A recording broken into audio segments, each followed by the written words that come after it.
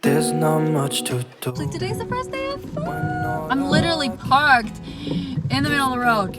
Oh, I did not know that when I was starting out. I had no idea. Like chickens with their heads cut off and beat. Like I don't know if I felt worse about missing this exam or closing the door on my baby. We were all anxious, like shivering in our seats. Like,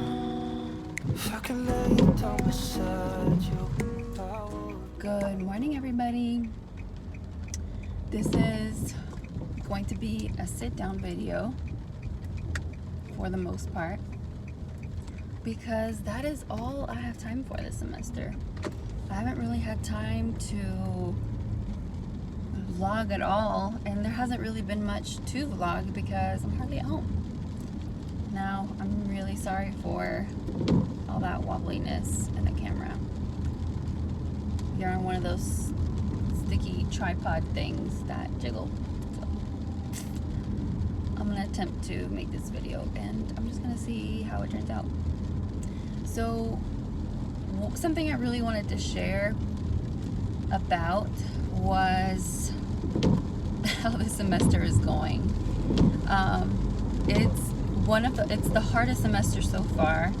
Not even as it's harder than my first semester even, and I thought nothing could top that, just because I was getting used to the whole nursing type questions. But no, this has definitely topped it, and not by a little. It's been rough. So I feel like I need to preface this a little bit with saying that I don't think people realize, like, if you're starting nursing school, and I don't know if I've said this before, there's a very real, very strong possibility that you may not continue on to the next semester. I did not know that when I was starting out. I had no idea. I thought once you're in, you're golden. All you have to do is work hard and just keep your grades up, keep your, and by grades up, I mean your GPA. That's it. And it's not really that, it takes a lot to drop your GPA by a lot, So I thought, once you're in, you're good. You're good. No, there's a very, very real possibility that you can get dropped out every semester. And due to many things, if you don't pass a test, if you don't pass enough quizzes or assignments, so if your grade in a class drops below, in our program it's below 78, below a C. It's different in different programs. Another reason, a very real and awful reason why you may not be able to continue is, well, in our program at least, I'm sure different programs have different rules, but we have dosage and calculation exams. And so different kinds of calculations for administering different types of medications, right? If you don't pass it the first time, not with a 78, if you don't pass it with a 90, then you have to retake it.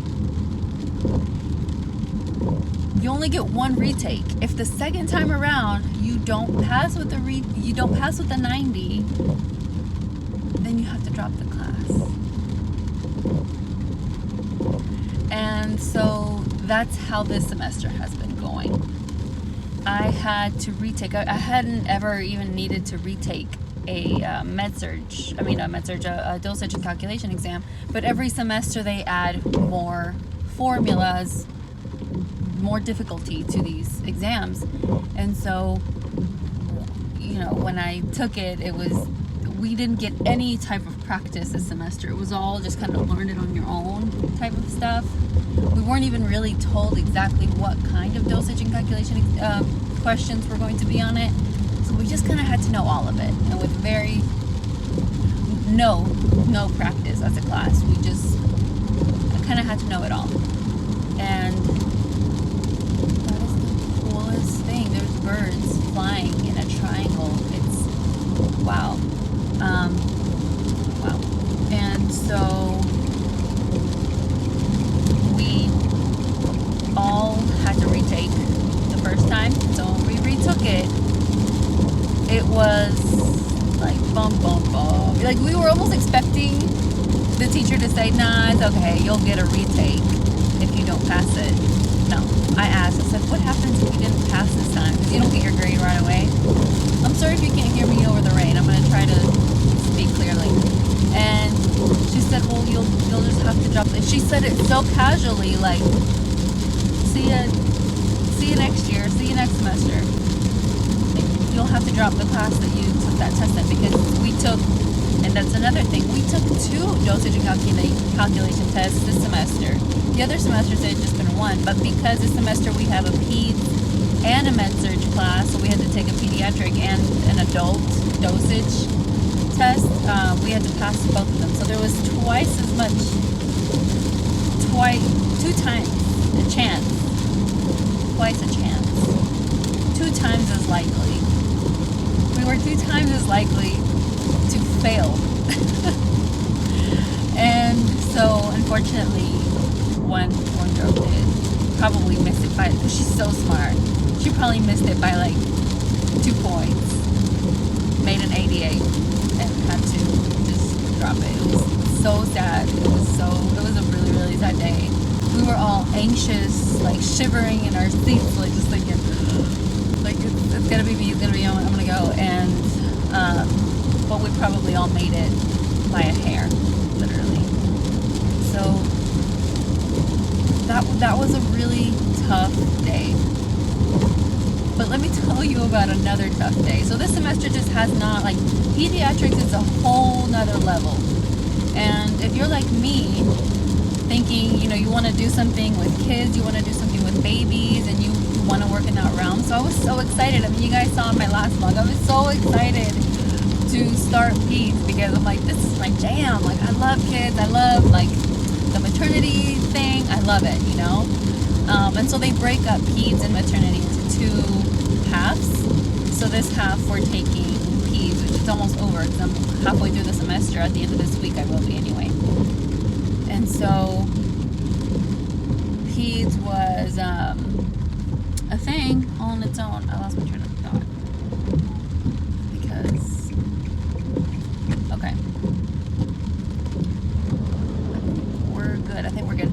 Okay, I'm good on time. So where was I going with this?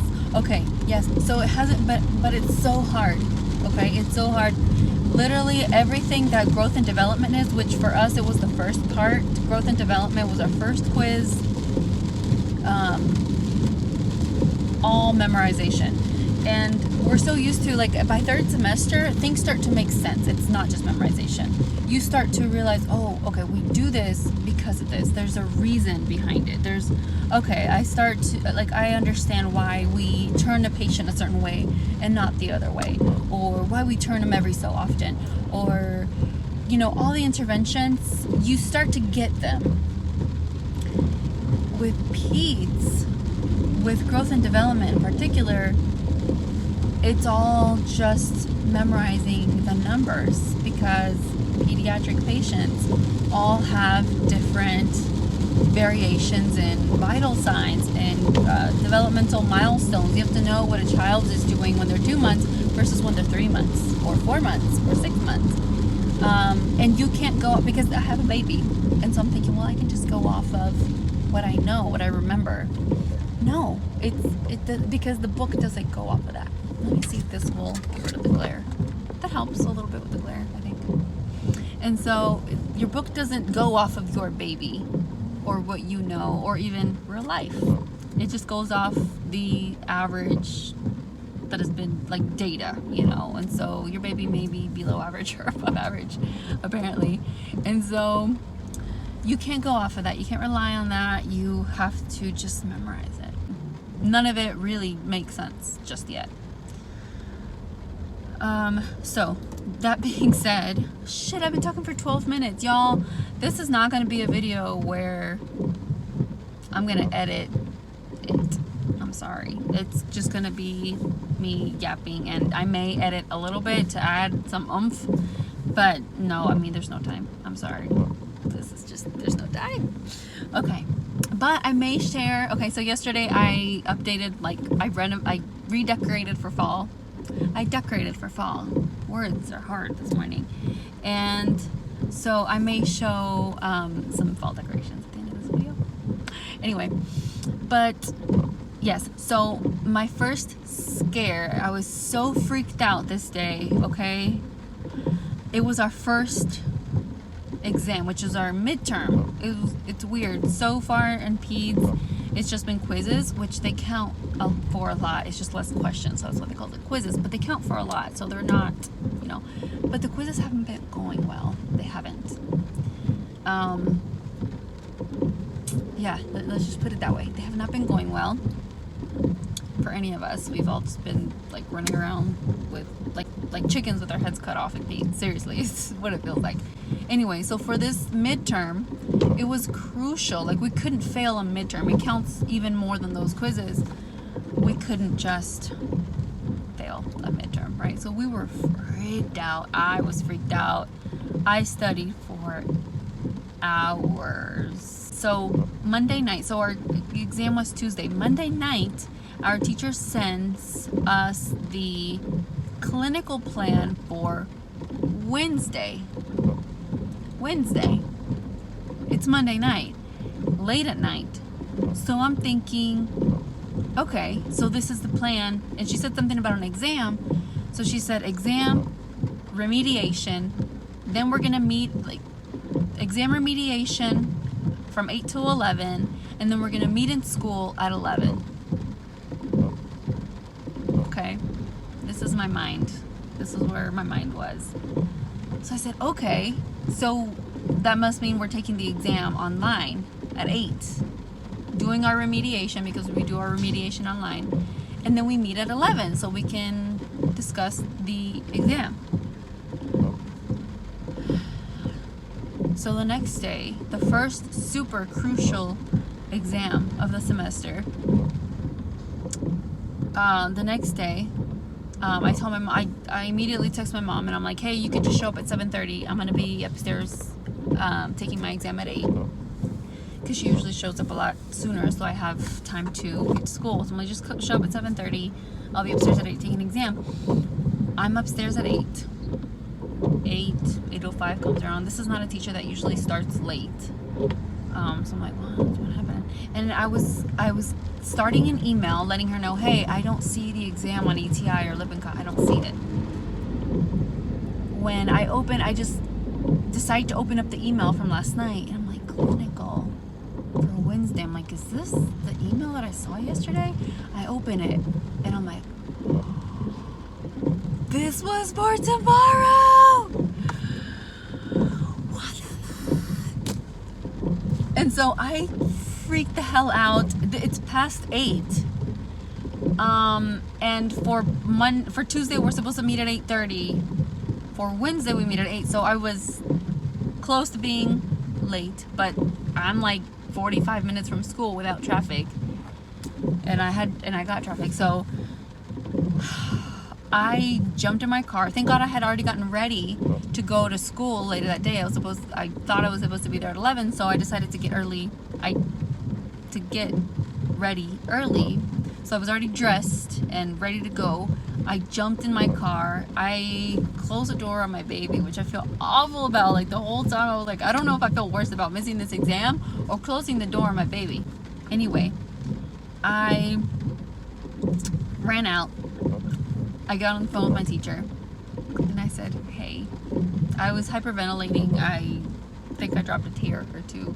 I definitely cried on the way there, but while I was talking to her, I think I dropped a tear or two, and I was like, hey, this is what happened. I explained it all to her. I told her that it was such a huge misunderstanding, and I just wanted to let her know that that's why I was being late. She's like, well, she hesitated a little bit because, she probably felt bad for me. But she said, well, the time that you have when you get here is the time that you'll get. I'm like, okay, well, I just thought, well, if I get there with 5 minutes of time and I can just skip through these questions, just press C for all of them and just guess through all of them, just click something so that I don't get a 0. Anything is better than a 0, right? So that was my plan, just get there with enough time to do that. And thank God almighty, I got there super late. I don't even know, super late. They had already started their exam, and she put me in another room with another teacher and she let me take my exam.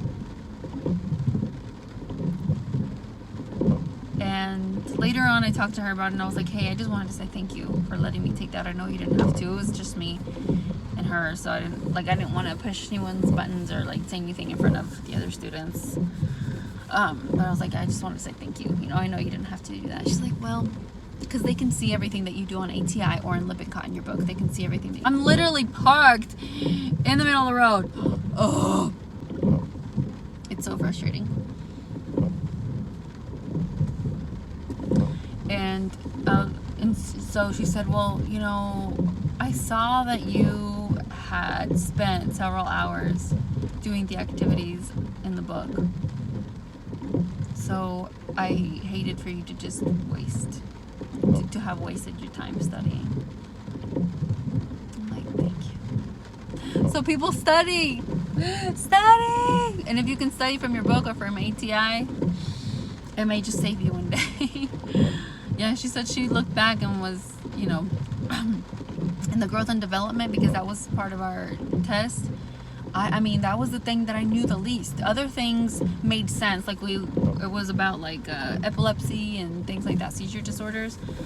And so like those made sense somewhat. I could probably talk my way through a question, you know. But with growth and development, no, there isn't. You either know it or you don't. Anyway, I was able to take it. I passed it. Not with flying colors, but there's no passing with flying colors in nursing school. There's no A's, boys and girls. You may get a B. You may get B, maybe. But if you get a C, that's it. That's all you need. Yeah, there's no A's anymore. Not in the nursing world. Okay, y'all. That was it. That was my spiel. It's been rough, but it's also been a super blessed semester. I've definitely had to work on my patience, especially with this traffic. Damn. Okay, so while I'm parked, I can use both hands. I'm literally parked. When I get home, I'm gonna try to remember to show you guys the pumpkin spice creamer that I'm using. It's so good. It's a Califia one, but it has no sugar in it. Happy Valentine's Day. I know it's not Valentine's Day, but it's fall. Actually, today's the first day of fall. I should have started my video out cute like that. This is gonna be the new beginning of my video. Happy fall, y'all. I've moved like 2 inches. I'm still 2 exits from my house exit. I've moved all of 2 miles. Okay, we gotta get some. What happened? Alright, I just got home. I'm gonna show you guys the fall decor.